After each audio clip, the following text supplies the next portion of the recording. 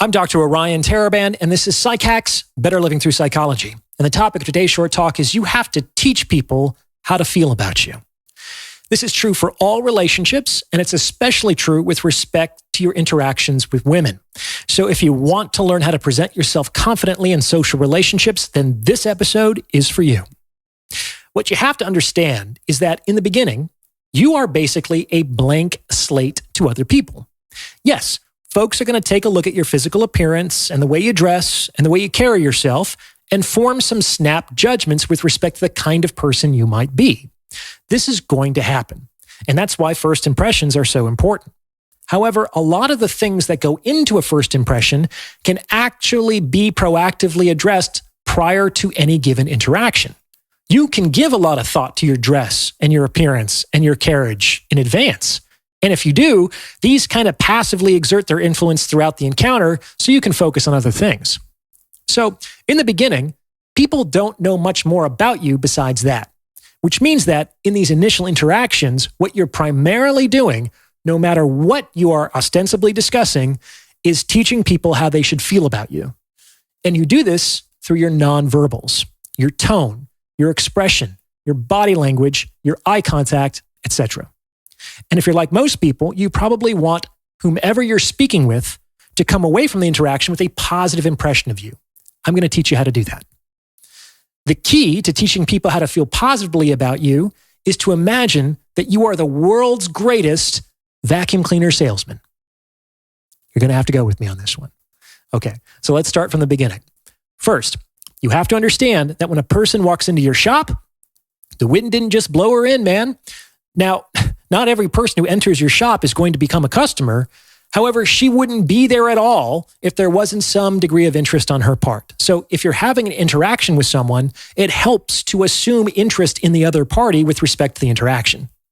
Second, unless this person makes a beeline straight to one particular product, she doesn't yet know what she wants. She has a vague desire, like she's interested in buying something to help her clean up around the house, but she doesn't yet know what she wants specifically. She is, as of yet, at least partially ignorant of her own needs and desires. That's where you, the world's greatest vacuum cleaner salesman, come in. You are there to educate her with respect to her needs and desires and to direct her attention to what she should consider to be her best option, which just so happens to be a product you sell in your store. Now, every great salesman knows that one of the secrets of his success is believing in his product 100%.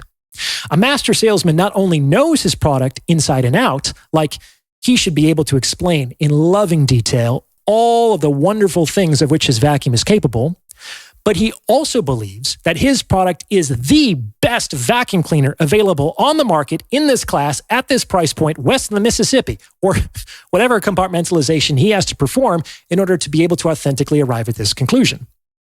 And that total belief permeates through the nonverbal dimensions of his communication as he educates the potential customer as to how this vacuum is going to solve all of her dander problems and make cleaning a breeze. Now, before I go any further, if you're liking this message, then please consider sending this episode to someone who might benefit from it, because it's word-of-mouth referrals like this that really help to make the channel grow. You can also hit the thanks button. It's in the lower right-hand corner beneath this video, and tip me in proportion to the value you feel you've derived from this message. I don't do product placements or endorsements, so this is how I keep the lights on. I can't do it without you, and I really appreciate your support. Okay, third, the world's greatest vacuum cleaner salesman understands that most of his education has little to do with the actual specs of his product. It weighs 6.2 pounds, runs on 12 volts of electricity, and has a 25-foot extension cord, but with how the customer should feel about the specs of his product. Remember, the customer is ignorant. Otherwise, she would already have the vacuum she needed. The salesman has to educate the customer with respect to the fact that 6.2 pounds is light and easy to handle. And 12 volts of electricity is energy efficient and cost effective. And a 25-foot extension cord is generous and convenient. His manner will communicate that these are all good and desirable things for a vacuum to have. which will help the customer understand why this happens to be her best option. Like many things in life, you have to believe it to see it. Now, at this point, you might be thinking, yeah, Orion, okay, that's all well and good. But the fact of the matter is that my vacuum is objectively not the best vacuum on the market. Like my vacuum isn't 6 feet tall or isn't worth $1 million or it's just seen better days. How am I supposed to believe in this product of mine when it's objectively defective relative to other models? Excellent question. The answer to this question is the fourth understanding of the master salesman. It's not a flaw, it's a feature. This might blow your mind, but there's no such thing as an objective flaw. The flaw or deficit actually lives in your perception and your attitude. And the idea here is to recast your vacuum's perceived liabilities as assets in reality. Why would anyone want a 6-foot-tall vacuum? That would be massive and ungainly. This model is nimble and compact, all the power in a fraction of the space. Or $1 million vacuum? I mean, I guess if you want something flashy and impractical, be my guest. But this model is affordable precisely because all of its features are focused on its functionality, leaving you more satisfied in a fraction of the time. Or finally, seen better days? Okay, don't be ridiculous. This here is a classic bit of engineering. It stood the test of time, so it's actually a safer bet. Do you see? The apparent flaw is an artifact of your customer's ignorance. And it's your job to gently re-educate her with respect to how the feature in question is not only not a liability, but is actually an asset to boot. Now you might say, but Orion, won't the customer know that I'm full of shit? And I would respond that she might, but that is the customer's business.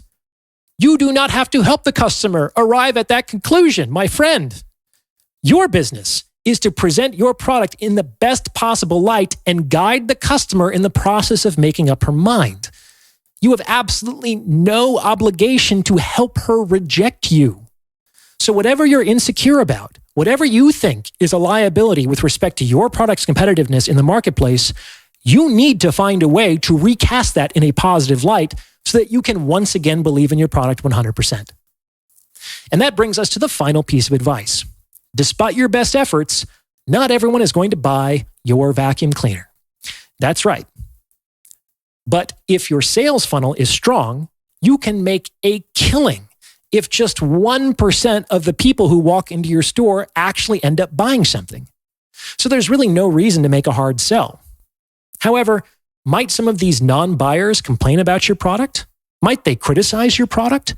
Might they even insult your salesmanship? Indeed, they might. But here's the important thing to remember. These people aren't your customers. And this means that their opinion is functionally worthless. Like, there are tons of people who are critical of fast food, but McDonald's doesn't worry about them because they ain't buying Big Macs. Do you understand? Catering to that demographic would be a terrible business plan for Mickey D's. The lesson here is to understand who your customers actually are and practice indifference to the opinions of those who are not in your client base. So there you have it. If you can learn the lessons of the world's greatest vacuum cleaner salesman, you too can be confident and poised in any interaction. Satisfaction or your money back. What do you think? Does this fit with your own experience? Let me know in the comments below. And if you've gotten this far, you might as well like this episode and subscribe to this channel. You may also consider becoming a channel member with perks like the priority review of comments or booking a paid consultation. As always, thank you for listening.